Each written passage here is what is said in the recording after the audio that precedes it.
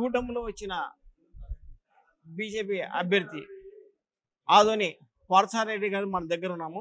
ఆయనను అడిగి వివరాలు ఆదోని నుంచి ఎలా ఉన్నాయి, ఏమున్నాయి అన్నది ఆయనతో ద్వారానే తెలుసుకుందాం. అన్న నమస్తే అన్న, మీరు ప్రస్తుతం సాయి ప్రసాద్ రెడ్డి గారు ఇంతవరకు డెవలప్ చేయలేదని చెప్పారు. ఏ రకంగా మీరు చెప్పారు? ఇప్పుడు ఆదోనిని ఒకప్పుడు రెండవ బాంబే అనేవాళ్ళు.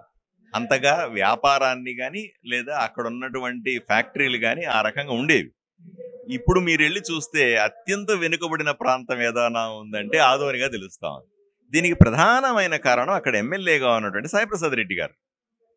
ఆయన ఎమ్మెల్యే అయిన తర్వాత కనీస వసతులు కూడా ఇవ్వడానికి, ప్రజలకు ఇవ్వడానికి కూడా నిర్లక్ష్యం చేసి, అభివృద్ధి అనేది గుండు సున్నా చేసి ఈరోజు ప్రజలను ఎత్తున టోపీ పెట్టాడు. ఏమంటే 10 సంవత్సరాలుగా ఒక ఎమ్మెల్యే ఉంటే ఒక ఊరికి ఎంతగా అభివృద్ధి చేసుకోకూడదు? ఇన్ని నియోజకవర్గాలు, నేను ఎన్నో నియోజకవర్గాలు చూశాను. 5 ఏళ్ళు 10 ఏళ్ళు 15 ఏళ్ళు ఎమ్మెల్యేగా ఉన్న వాళ్ళందరూ కూడా వాళ్ళ నియోజకవర్గాన్ని ఎంతో కొంత అభివృద్ధి చేసుకొని ప్రజల దగ్గర నుంచి మంచి పేరు తెచ్చుకున్నారు. మా ఆదోని దానికి పూర్తిగా రివర్స్గా ఉంది. అసలు అక్కడ మీరు పోయి ఇదే మైకిని తీసుకెళ్లి ఊర్లో 10 మందిని అడిగితే 10 మంది కూడా ఈ ఎమ్మెల్యే మాకొద్దు బాబు అనే పరిస్థితి ఉంది. ఈ పరిస్థితి రావడానికి ఎమ్మెల్యే గారు నిర్లక్ష్యమే కారణం కదా, ఎమ్మెల్యే గారు చేస్తున్నటువంటి అవినీతే కారణం కదా, ఆయన చేస్తున్నటువంటి రౌడీజమే, గూండాయిజమే, కబ్జాలే కారణం కదా.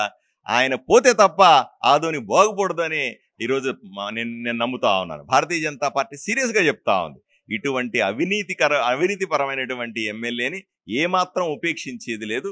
తప్పనిసరిగా వాయప్రసాద్ రెడ్డి గారిని గద్దె దించి భారతీయ జనతా పార్టీ అక్కడ అభివృద్ధి అంటే ఏమిటో ప్రజలకు చూపిస్తాం. సాయి ప్రసాద్ రెడ్డి గారు ఇంతకుముందు కూడా గతంలో కుర్వ సంఘానికి సంబంధించిన మఠము స్థలాలు కానీ కబ్జాలు కానీ చేశారని చెప్పి వాళ్ళు ఆరోపిస్తున్నారా? అది వాస్తవమా కాదా? సార్ నేను ఒకటే చెప్తాను సార్, నేను డాక్టర్ని.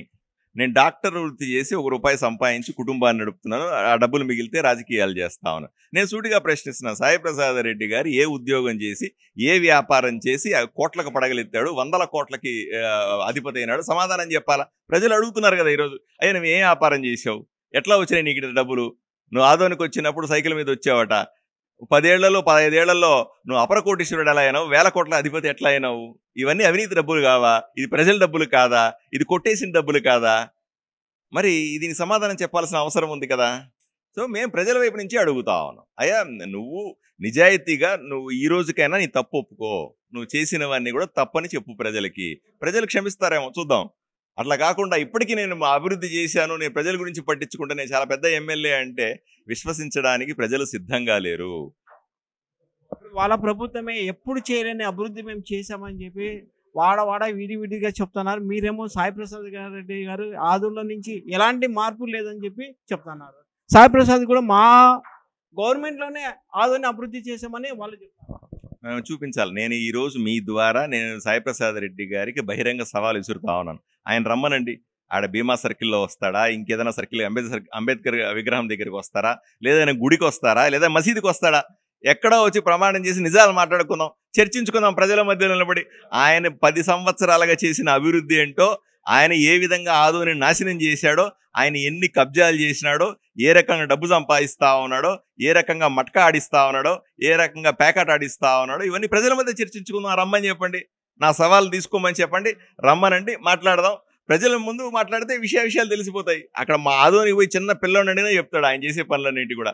నేను పెద్ద మైకులు పెట్టుకొని చెప్పాల్సిన అవసరం కూడా ఏమీ లేదు. అక్కడ మోడీ గారు కూడా ఉన్న గవర్నమెంట్ ప్రభుత్వాలు కానీ ప్రైవేట్ పరంగా చేస్తున్నారని చెప్పి మోడీ గారు కూడా జనాలు చెప్తున్నారు. దాని నుంచి మీ స్పందన? సార్ ఈరోజు ఆంధ్రప్రదేశ్లో వైఎస్ఆర్సీపీ ప్రభుత్వం నడుస్తూ ఉంది అంటే కేవలం నరేంద్ర మోదీ గారు ఇచ్చే నిధుల వల్లనే నడుస్తూ ఉంది. వాళ్ళు ఇచ్చే సంక్షేమ పథకాల్లో 50 నుంచి 70% నరేంద్ర మోదీ గారు ఇచ్చే డబ్బులే. ఆయన ఆంధ్రప్రదేశ్ ప్రజల బాధ చూడలేక, ఆంధ్రప్రదేశ్లో ఉన్న ప్రజల మీద ప్రేమతో ఆయన చేస్తున్న ఈ వైఎస్ఆర్సీపీ ప్రభుత్వానికి చేస్తున్న సాయం వల్లనే ఈ వరకు కూడా సంక్షేమ పథకాలు నడిచినాయి. ఈ మాత్రమన్నా పేదలు ఉన్నారు, ఆ రకంగా పథకాలు తీసుకొని ఉన్నారు. అంతే తప్ప వైఎస్ఆర్సీపీ ప్రభుత్వం చేసింది ఏమీ లేదు. కేవలం నరేంద్ర మోదీ గారు చేసిన పథకాలే ఇక్కడ నడుస్తా ఉన్నాయి. చివరిగా మీ ఆదోనిలో బీజేపీగా మీకు ఎలా స్పందన వస్తూ ఉంది? ఏ రకంగా ఉంది? గెలుపు ఖాయమా?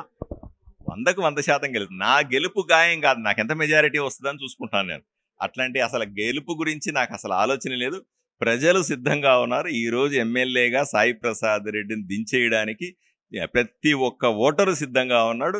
ఏ రోజు ఎన్నికలు వస్తాయా, ఎన్ని ఓటేద్దామా అని 2,50,000 మంది మార్పు కోసం వేచి చూస్తా ఉన్నారు. ఇక్కడ తప్పనిసరిగా ఆదోనిలో మార్పు తెస్తాం, ఆదోనిని అభివృద్ధి చేసి చూపిస్తాం.